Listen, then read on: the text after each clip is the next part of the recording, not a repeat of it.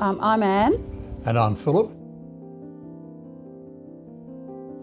Well, we started in 2016 and went to Vietnam, 2019 northern Spain, 2023 northern Italy, 2024 India.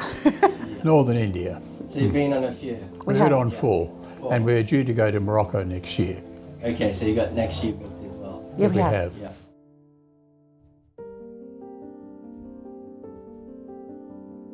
Well, our first trip was to Vietnam. I think it was just word of mouth. I don't think there was anything specifically. We just heard there was something nice to do, and so we thought, let's do it. We started to talk about it among some of our friends, and ultimately there was a group of 6 or 8 of us that did that first Vietnam trip. On all the trips that we've done, we've gone with groups of friends. We've never done a trip where it's just the 2 of us. We've always had 6 or 8 mainly Wagga friends that have done these trips with us.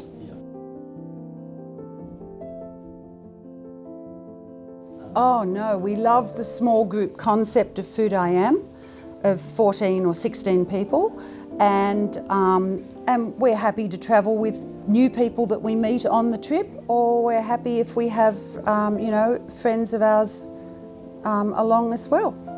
But it's certainly the small groups that has attracted us to this. We're not into big groups. It's easy to move in a group that size too, even though you are a group.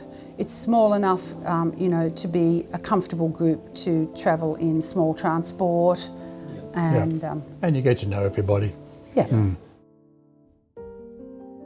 Well, when we were talking about this beforehand, we found that there were just so many wow moments for us. Probably we're better at remembering the more recent tours, and we certainly found the Northern Italy tour extremely exciting and interesting. The food was wonderful, the countryside was wonderful, and the company was wonderful. We did do one cooking class. I must admit, I quite like the whole experience. I'm not so much into the individual meals, but the whole dining experience when we've been to some beautiful locations, like floating down the Mekong River on a boat. We had a boat trip down the Mekong River, and that beautiful restaurant we went to in, not the restaurant, on the terrace there at... that was Northern Italy, in Northern Italy. I mean, some of the locations we've been to have just been mind-blowing, and we would never have gone to them had we not been with Food I Am. We like the fact that they're so beautifully curated with experiences and places, meals, learning about food, if not necessarily cooking it yourself. And we love all that, and we love that all the worry and planning is taken out of the travel. And travelling with Tanya and any of the people who are working for her on our tours is always so easy, seamless, and such a pleasure, and they're such wonderful people. Well, I must say, I think we've actually instigated most of the trips, because we'll find out that something's on, and yes, there's 6 or 8 vacancies, so we've rung around our friends and said, we're going to go to wherever, you better hurry up and get in there, and most of them have said, okay, we're in. Oh, absolutely, they're all repeat. Well, they keep coming back. Yes.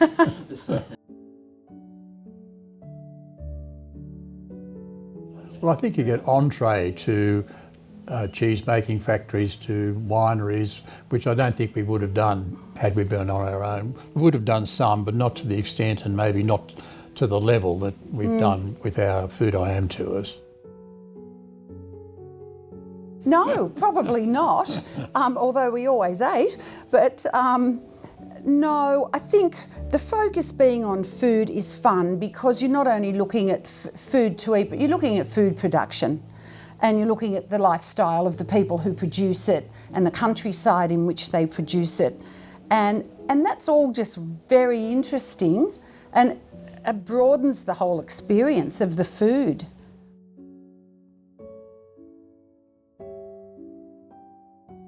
Yeah. That's for you. That's for you. Well, I think now Australia is it's starting to come of age in terms of food and I would always try to raise up our own food culture. But these food cultures are very old, very regional, which I don't think we enjoy in the same way, and very particular in the production of products that are, to the highest standard.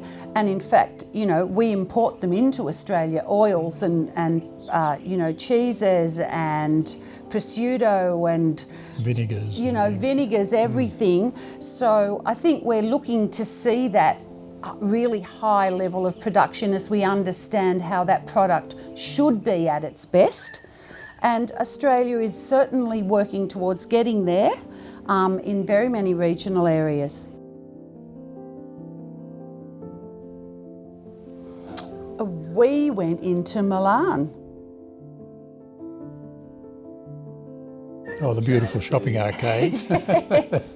In the very centre of Milan is that beautiful shopping arcade, which is, I think, very world famous, and it's got a lot of gorgeous couture sort of shops in it. But nothing that we could afford. It's very Italian, the whole city square. Oh, it was gorgeous. Preservation of all the beautiful old buildings, and yet quite intimate, really, not huge and sprawling. And of course, there's nothing high-rise in the centre of all these beautiful old cities, which is sort of quite novel for Australians, I think.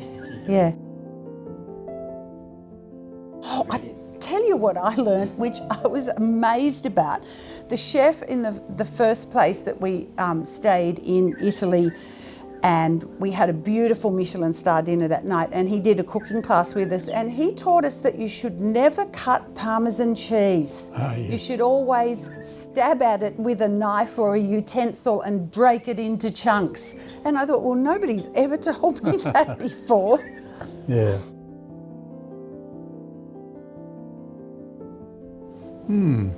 I think, look, it's very hard to pick one, and because it's more recent, I would probably go with the evening that we spent at Lake Iseo in northern Italy, which is a little out of Milan. We stayed in the Mirabella, I don't know if it's called a relay, but very That's high where they had up. the female chef. Very yes. high up above the lake, magnificent view, much like we're looking at now, but with water. Gorgeous countryside, beautiful restaurant, and I think possibly one of the best meals I've had on any Food I Am trip that we've ever been on. And it was a beautiful evening, and it was almost surreal sitting there and looking out at it. So, Beautiful people, great food, beautiful location, and just sort of too good to be true.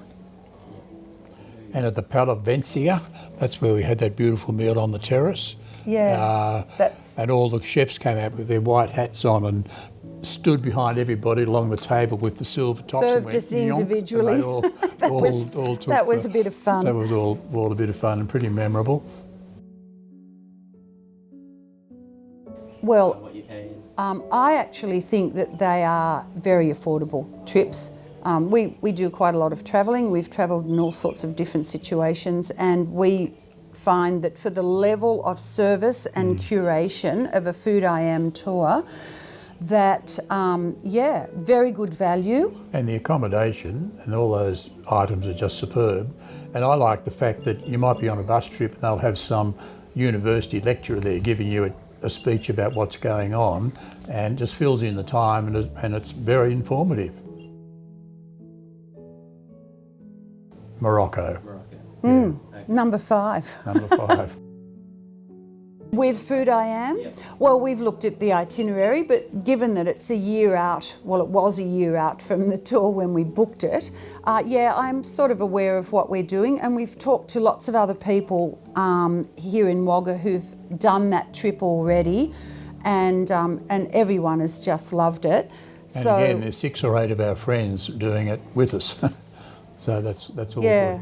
I mean, we just know that we'll turn up and it will all just run itself, and we will have a wonderful time, and You know, we'll eat some wonderful food and meet some lovely new people.